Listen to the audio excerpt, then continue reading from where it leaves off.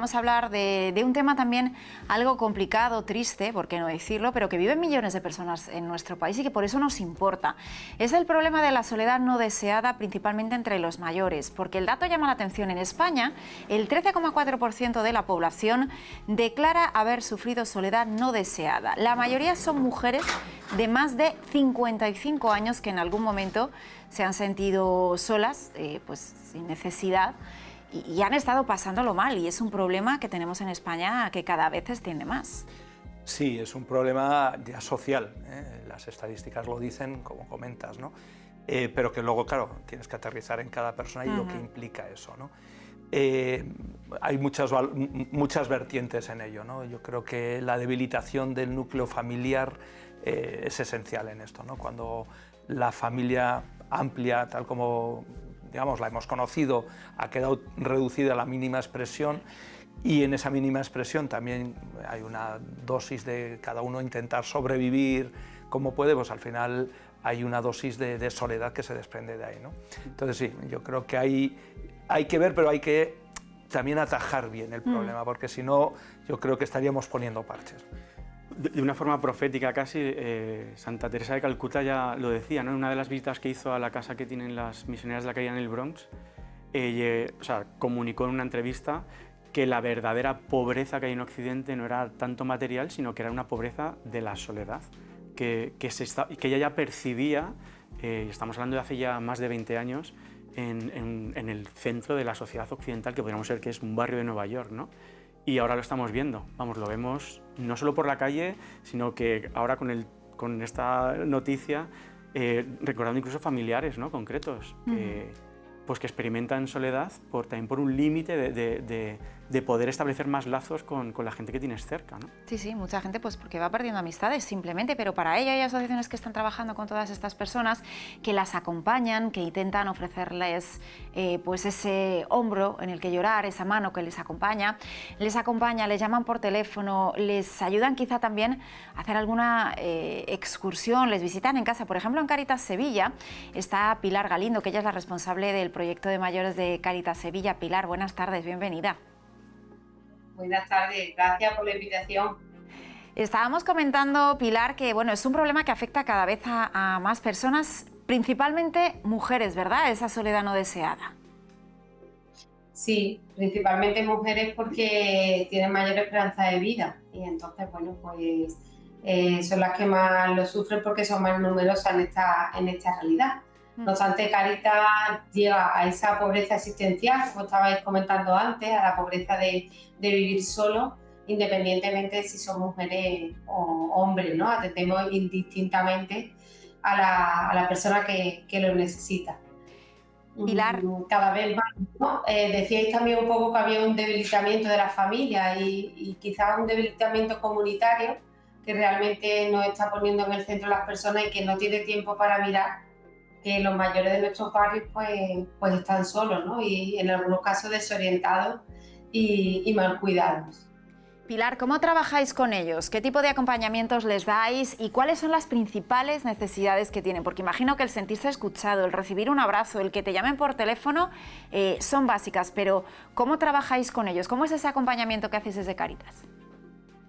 Bueno, pues la Iglesia en Sevilla se organiza en equipos de Cáritas en las parroquias que están pendientes, ¿no? Y principalmente tenemos como dos líneas de trabajo.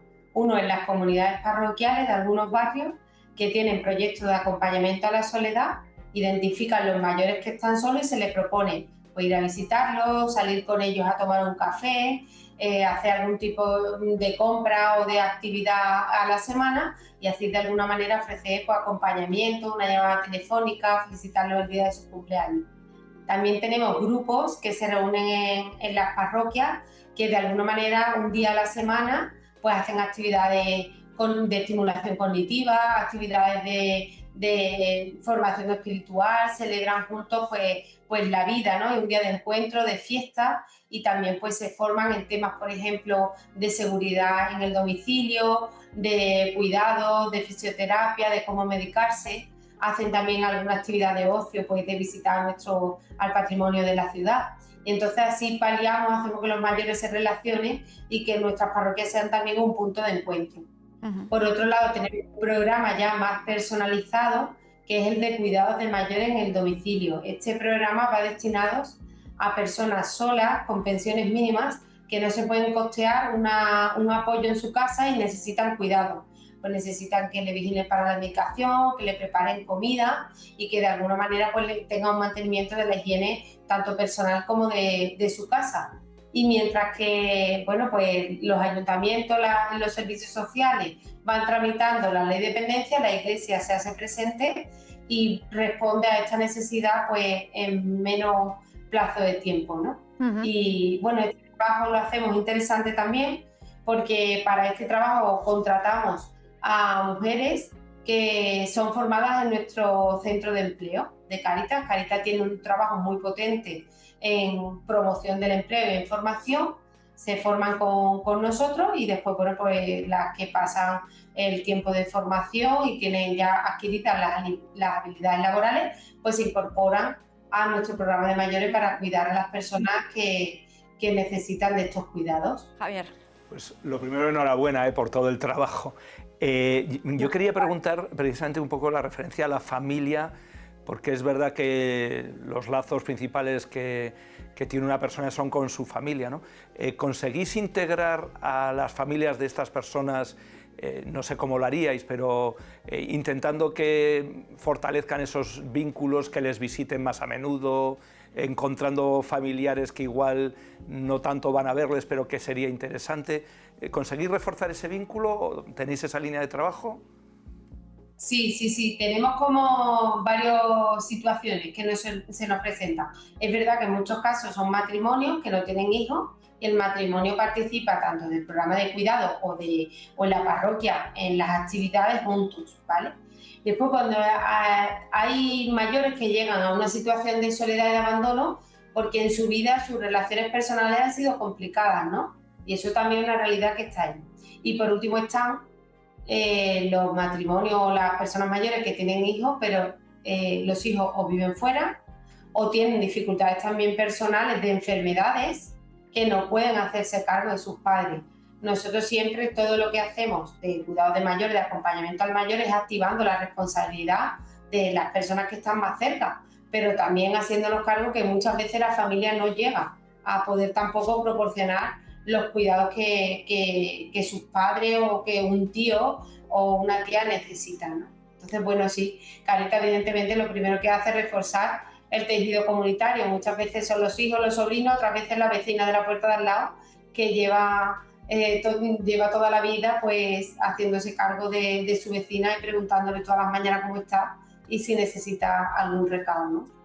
Pilar, ¿y cómo va cambiando la vida de todas estas personas desde que entran en contacto con vosotros hasta mucho tiempo después? Porque yo no sé, incluso, te decía Javier, cómo se implican luego las familias, si alguna de estas personas incluso luego también puede trabajar acompañando a otras o quedando de alguna manera con ellos. Bueno, las personas mayores normalmente lo que hacemos es mejorarles su vida, ¿no?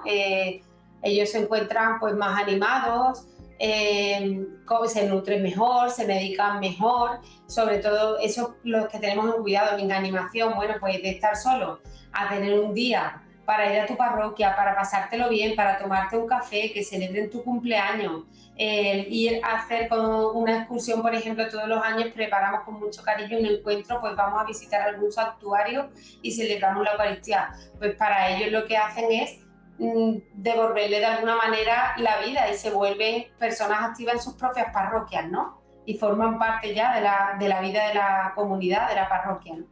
Después todo esto, yo sí decir, todo esto podemos hacerlo gracias al voluntariado de Cáritas, al voluntario y la voluntaria que dedican su tiempo y su esfuerzo en trabajar por los mayores, en ir a visitarles a sus casas, hacerle esa llamada, en dedicar un tiempo a tomarse un café.